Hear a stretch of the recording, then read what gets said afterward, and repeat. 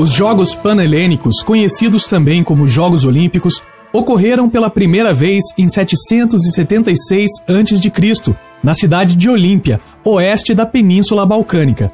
Criados pelos antigos gregos, os jogos tinham relação estreita com a religião. Eram uma homenagem a Zeus, o mais respeitado dos deuses gregos.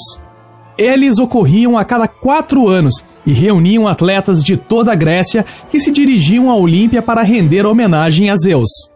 Os jogos eram sagrados.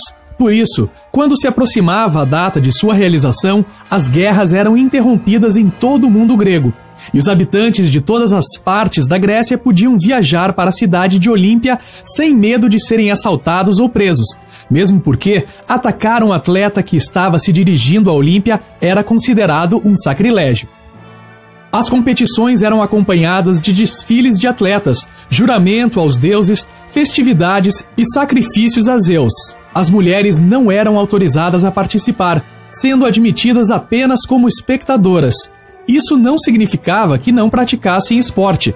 Há indícios de que em Olímpia e em outros locais da Grécia Antiga havia concursos de corrida femininos. Como mostram as pinturas dos vasos gregos, os atletas treinavam e competiam nus, o que sugere o ideal clássico de harmonia entre o corpo e a mente. Com base neste ideal, a mente só se desenvolveria se o corpo também fosse treinado.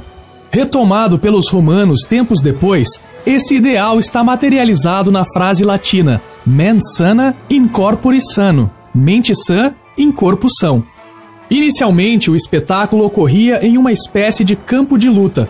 Com o tempo, passou a se realizar no ginásio, um centro esportivo murado destinado a todos os tipos de competição.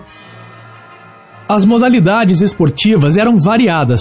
Havia a corrida a pé, corrida com armas disputadas no estádio, corrida a cavalo e corrida de carros no hipódromo, boxe, pancrácio, espécie de luta livre, arremesso de disco e de dardo. Os vencedores ganhavam uma coroa feita com ramos de oliveira e eram recebidos com enorme entusiasmo na volta à sua cidade natal, onde erguiam-se estátuas em homenagem a eles. Porém, o curso da história reservou uma surpresa para os atletas gregos do mundo antigo. Roma invadiu a Grécia e assumiu o controle dos jogos. Mesmo assim, eles continuaram a ser praticados conforme comprovam as escavações arqueológicas, até que em 392, o imperador cristão Teodósio I proibiu a celebração de cultos pagãos, inclusive os Jogos Olímpicos. O ressurgimento das Olimpíadas se deu no século XIX na França. O principal responsável por esse evento foi o professor e pedagogo Pierre de Frédy, barão de Coubertin. Este educador francês não mediu esforços para convencer vários países de que a realização periódica de competições internacionais traria benefícios a todos. Criou-se a partir daí o Comitê Olímpico Internacional, o COI, que até hoje exerce controle sobre os Jogos. Coubertin acreditava que o brilho da Grécia Antiga devia-se em grande parte à importância que os gregos davam ao esporte. É dele a frase que resume o espírito olímpico: o essencial não é vencer, mas competir com lealdade. As competições ressurgiram justamente no local em que tinham se iniciado, na Grécia. Entre 6 e 15 de abril de 1896, 13 países e 311 atletas do sexo masculino deram início aos Jogos Olímpicos da Era Moderna.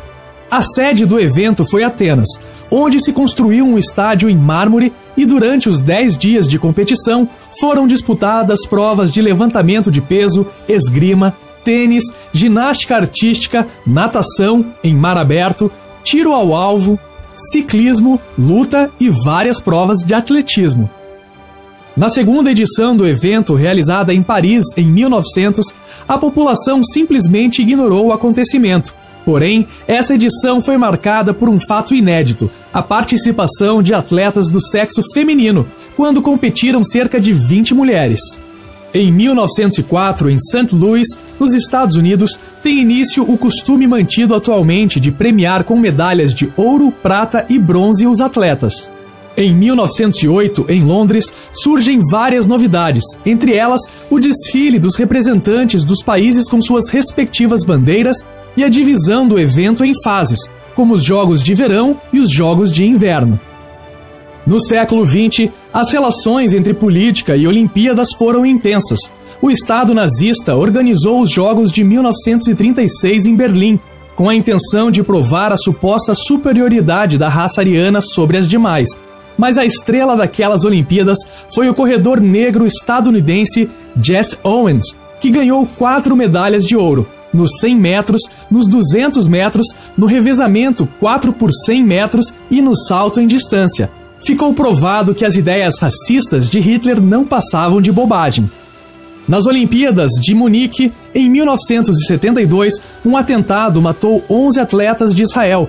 Durante a Guerra Fria, boicotes políticos resultaram na não participação dos Estados Unidos em 1980 e a ausência dos soviéticos em 1984. Mas em 1992, em Barcelona, a maioria dos países voltou a participar dos Jogos. Se compararmos os jogos de hoje aos da antiguidade, percebemos que houve mudanças significativas não só nas modalidades e na estrutura organizacional do evento, mas também na motivação e influência que os jogos têm na sociedade. Por um lado, houve uma massiva profissionalização dos atletas, que passaram a ver as Olimpíadas como uma oportunidade de conseguir reconhecimento, fama e patrocínio. Por outro, os Jogos Olímpicos passaram a ser um grande negócio. Apesar disso, a semelhança dos Jogos Panhelênicos, nas Olimpíadas atuais, uma importante recompensa para um atleta vencedor continua sendo a coroa de ramos de oliveira. O Brasil iniciou sua participação na história das Olimpíadas na Antuérpia, Bélgica, em 1920 e ficou de fora da competição apenas em 1928, em razão de uma crise financeira. Desde então, grandes atletas do Brasil têm participado da história dos Jogos Olímpicos e nos trazido extraordinárias vitórias.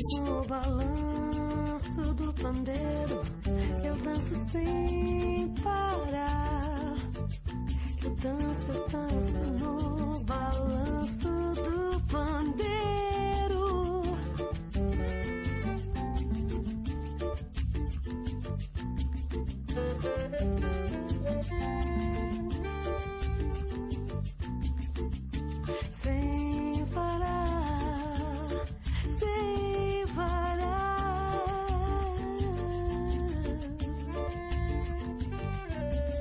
Eu danço no balanço do pandeiro sem parar. Pandeiro daqui, pandeiro de lá, é tudo sem parar.